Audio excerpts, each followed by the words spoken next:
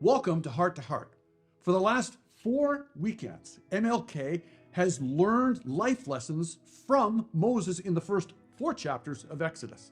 Today, I'm struck with the thought from fear to forward. What an amazing encounter that Moses had when he asked the question, did God really speak to me? Well, in fact, he did, and he began his excuses back and forth. No, don't send me. I can't speak. I don't want to do this, God. And in that dialogue, God asked him two things to do. One was to throw his staff down on the ground and then to pick it up. The second was to put his hand inside his cloak. And the idea from fear to forward was a dramatic, almost traumatic kind of event for Moses, because he had to pick the staff up again on the ground, but it was no longer a staff, it was actually a serpent. When he put his hand inside his cloak, it wasn't just his normal hand that came out, it came out leprous.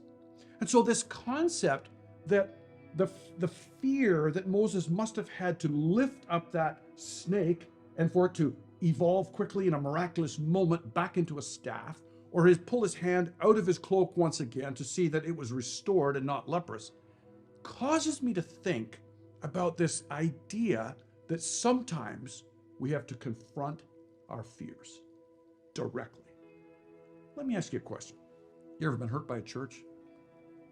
I have. I'm a professional Christian. I've been working in the church for almost 50 years. And churches are filled with people, and they're never perfect, and people get wounded and hurt and beat up.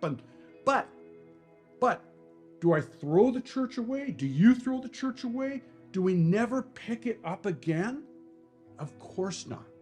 We have to deal with those issues of forgiveness, those issues of confrontation or struggle or whatever it is. The point is, though, to move from fear into forwardness, sometimes you got to get right back in that game. Maybe it's not church for you. Maybe it's an employment, some kind of employer. Maybe it's the government. Maybe it's school. Maybe it's just Christian people, that call themselves thus and so, and we go to this church and that church, and you've been hurt. You've been wounded. Perhaps, like Moses, God is calling you to face that fear and to watch the redemptive, the transformational work that God can do when something as frightening as a snake must be, you have to come close to pick it up so that it becomes the staff of God once again.